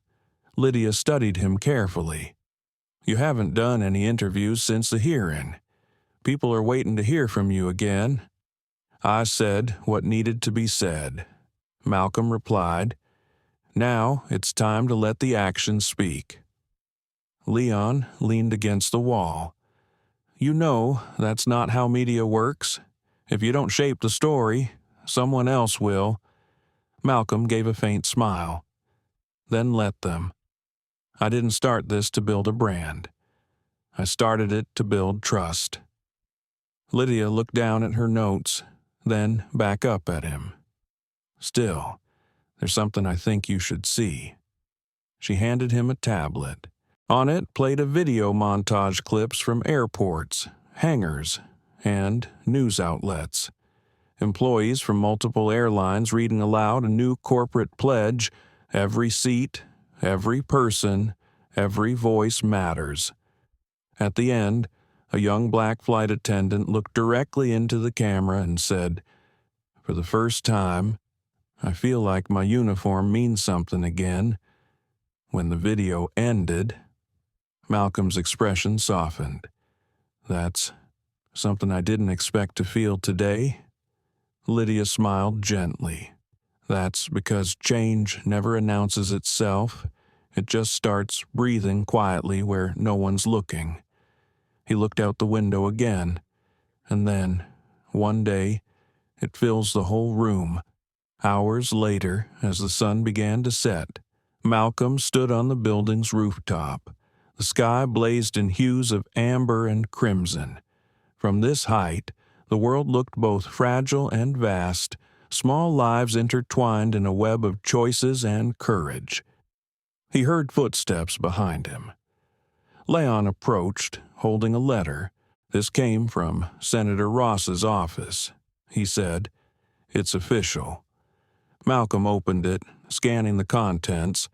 Ross was forming a permanent oversight council and independent committee for ethical regulation across the aviation industry. She wanted him to chair it. Leon grinned. Looks like you've got another flight to pilot. Malcolm folded the letter carefully. No, this one belongs to everyone. I'll guide it, but only if we all fly it together. Leon laughed softly. You always have to sound poetic. Don't you, old habit, Malcolm said, smiling. My father taught me that some truths need rhythm to survive. A moment later, Lydia joined them, her camera slung across her shoulder. You planning to disappear into the clouds? Mr. Pierce, she teased. Maybe for a while. He said, I've got a promise to keep. She raised an eyebrow. To whom? He pointed toward the horizon. To every person who's ever been told to move out of a seat they earned. They stood together in comfortable silence, watching planes crisscross the evening sky. For the first time, the sound of engines didn't remind him of corporate greed or broken systems. It reminded him of resilience, the quiet, unstoppable kind. Lydia broke the silence. You know, I still remember that first headline, Black CEO removed from VIP seat for white passenger. She paused, smiling faintly. No one knew how the story would end. Malcolm looked at her. That's because it hasn't. It just changed altitude. He started walking toward the exit. Send me the article draft before it prints. Not for edits, just to remind myself what it costs to stay honest. Lydia nodded. You'll read it first. That night, alone in his office, Malcolm sat by the window with a cup of tea. The city lights shimmered below like constellations inverted. He opened his journal again and wrote slowly, his handwriting steady. Justice isn't the noise of victory. It's the quiet sound of systems learning to listen. The world doesn't change because one person stands up. It changes because others decide to keep standing after them. He closed the notebook, smiling faintly. Somewhere in the distance, a plane ascended through the clouds, its lights blinking steady against the dark. As he watched it vanish into the twilight, he whispered to himself, "Fly fair." The next morning, the world woke to new headlines. Pierce appointed to lead Global Ethics Council. The sky belongs to everyone becomes official pledge. In homes, offices, and airports across the country. People paused for a moment before boarding their flights, reading, reflecting, remembering. For some, it was just another story. For others, it was proof that dignity, once defended, doesn't fade. It lingers in every decision, every policy, every quiet act of respect. And though Malcolm Pierce's story would one day fade from trending lists, the echo of it remained in every small kindness that followed. Because once the sky remembers, it never forgets again. The story of Malcolm Pierce reminds us that dignity is not something given, it's something defended, often in silence, often at great cost. It teaches us that strength doesn't always roar. Sometimes it speaks softly through restraint, through doing what's right when the world expects you to bow. For older generations, this story holds a familiar truth. Respect, once lost, must be rebuilt through integrity and patience. Malcolm's calm defiance showed that justice can be pursued without anger, that real leadership is not about control, it's about conscience. In our daily lives, we all face smaller versions of that same seat moments when someone doubts our worth, questions our place, or overlooks our humanity. In those moments, we can choose resentment, or we can choose grace with resolve. Because every time one person stands quietly for what's right, the world shifts just a little toward fairness. And those small shifts are what build legacies that last. Thank you so much for watching and sharing this journey with us. Stories like Malcolm Pierce's remind us that truth, courage, and compassion can still change the world one act at a time. If this story touched your heart, please take a moment to like, share, and subscribe to our channel. Your support helps us bring more stories that heal, inspire, and remind us what dignity truly means. Together, let's keep spreading light because sometimes the smallest voice can echo loud enough to reach the sky.